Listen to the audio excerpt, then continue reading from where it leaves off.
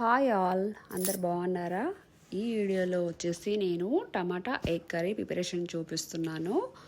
దీనికి కావాల్సిన ingredients: first 4 onions, 8 పచ్చిమిర్చి కట్ చేసుకొని పక్కన పెట్టుకోవాలి. తర్వాత గ్యాస్ వెలిగించుకొని కళాయి గ్యాస్ పైన పెట్టుకొని ఆయిల్ పెట్టుకోవాలి.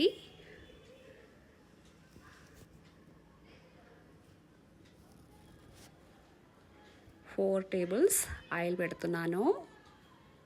తాలింపు గింజలు పెడుతున్నాను. 4 టేబుల్స్ ఆయిల్ వేసుకొని తాలింపు గింజలు వేస్తున్నాను. తాలింపు గింజలు వేడైపోయింది, ఆయిల్ వేడైపోయింది. 4 ఆనియన్స్ కట్ చేసుకొని పక్కన పెట్టుకున్న ఆనియన్స్, పచ్చిమిర్చి, కరివేపాకు వేసుకుంటున్నాను. ఇవన్నీ బాగా కలుపుకోవాలి.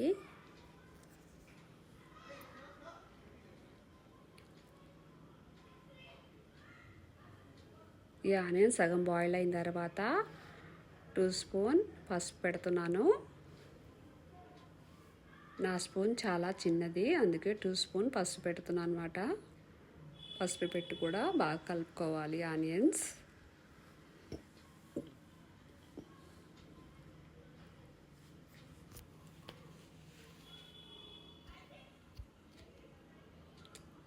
పసుపు పెట్టుకొని 1 నిమిషం బాగా ఉడికిన తర్వాత అల్లం వెల్లుల్లి పేస్ట్ పెట్టుకోవాలి. ఈ విధంగా ఈ ఆనియన్స్ బాగా ఉడికిపోయాయి కదా, ఇప్పుడు అల్లం వెల్లుల్లి పేస్ట్ పెడదాము.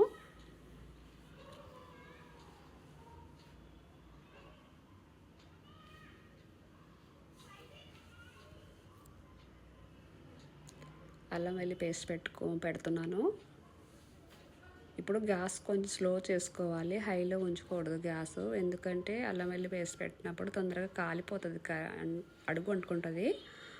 అప్పుడు టేస్ట్ వేరే ఉంటుంది, కాలిపోతే టేస్ట్ వేరే చేంజ్ అవుతుంది కర్రీ. అందుకే గ్యాస్ స్లో చేసుకొని 1 నిమిషం పాటు బాగా ఫ్రై చేసుకోవాలి అల్లం వెల్లుల్లి పేస్ట్.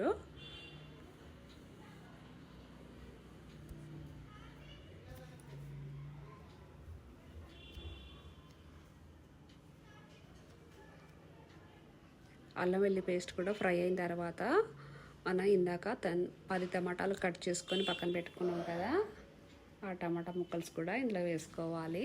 10 టమాటాలు కట్ చేసుకున్నాను సన్నగా ముక్కలు. 10 టమాటా కట్ చేసుకొని పక్కన పెట్టుకున్న ముక్కలు కూడా ఇప్పుడు ఇందులో వేస్తున్నాను.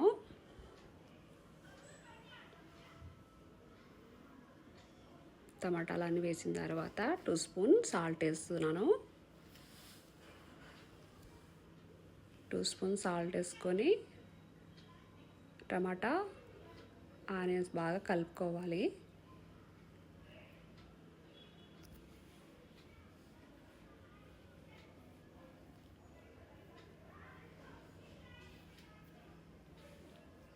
అంతా బాగా కలుపుకొని గ్యాస్ హైలో పెట్టుకోవాలి. ఇప్పుడు గ్యాస్ హైలో పెట్టుకొని బాగా కలుపుకొని క్యాప్ పెట్టుకుందాము.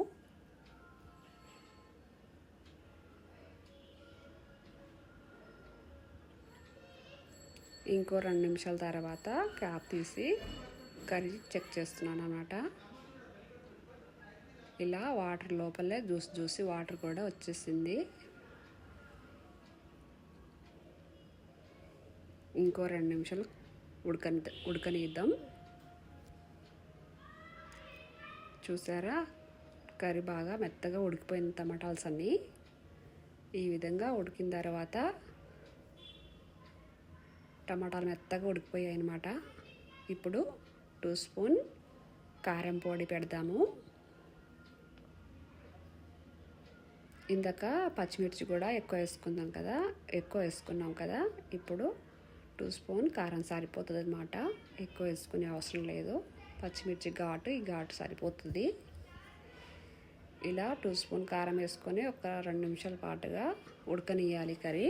తర్వాత చిన్న నిమ్మకాయ సైజ్ అంతా చింతపండు నానబెట్టుకొని చింతపండు రసం తీసుకున్నాను నేను. ఇప్పుడు చింతపండు రసం పెడుతున్నాను.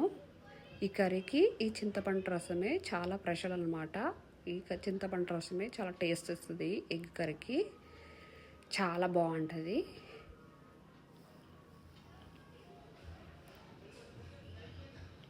చింతపండు రసం వేసుకొని అంత బాగా కర్రీ బాగా కలుపుకొని ఇప్పుడు ఎగ్స్ ఇలా 4 ఘాట్లు పెట్టుకొని ఎగ్స్ అన్నీ అలా ఎగ్స్ కూడా అన్ని లోపల పెట్టుకోవాలి.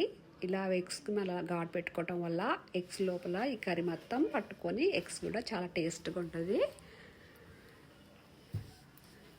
ఎగ్స్ వేసుకొని బాగా కలుపుకోవాలి.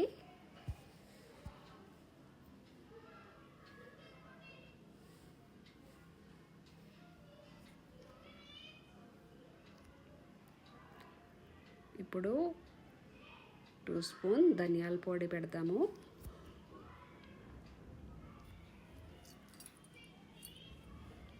టూ స్పూన్ ధనియాల పొడి వేస్తున్నాను.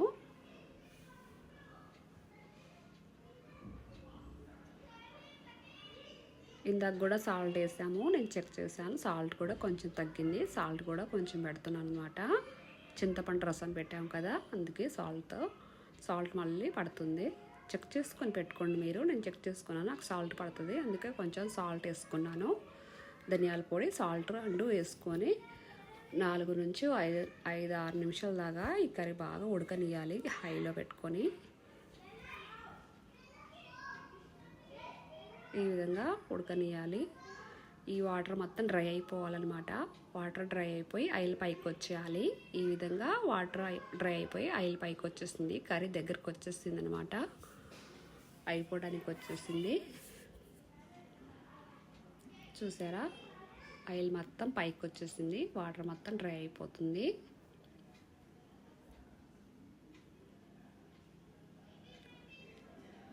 ఈ విధంగా ఈ కర్రీ ప్రిపరేషన్ చేసుకోవాలి. ఈ ఎగ్ కర్రీ చాలా బాగుంటుందండి, ఎందుకంటే మనం చింతపండు రసం పెట్టాం కదా, ఎప్పుడు చేసేలాగా విధంగా కాకుండా చింతపండు రసం పెట్టి కర్రీ ప్రిపరేషన్ చేస్తాం కాబట్టి చాలా డిఫరెంట్గా చాలా టేస్ట్ బాగుంటుంది.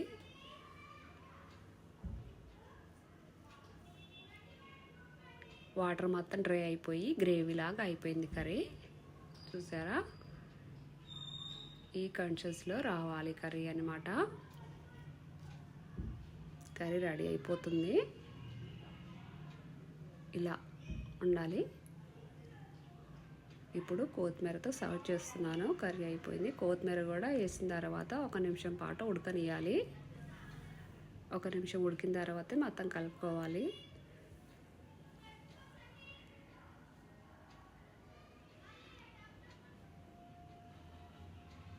కొత్తిమీర వేసుకొని 1 నిమిషం పాటు ఉడకనియాలండి ఈ కర్రీ. తర్వాత కలుపుకొని గ్యాస్ కట్ చేసుకొని సర్వ్ చేసుకోవాలి. చూసారా, నాకు రెడీ అయిపోయింది నా కర్రీ. వేడి రైస్ మీద సర్వ్ చేస్తున్నాను. వేడి రైస్తో చాలా టేస్ట్ ఉంటుంది. రైస్తోనే కాదు, చపాతీ, రోటీ, దోశ మీద కూడా చాలా బాగుంటుంది ఈ కర్రీ. ఈ విధంగా ఈ కర్రీ ప్రిపరేషన్ చేసుకోండి, చాలా టేస్ట్ ఉంటుంది ఈ కర్రీ.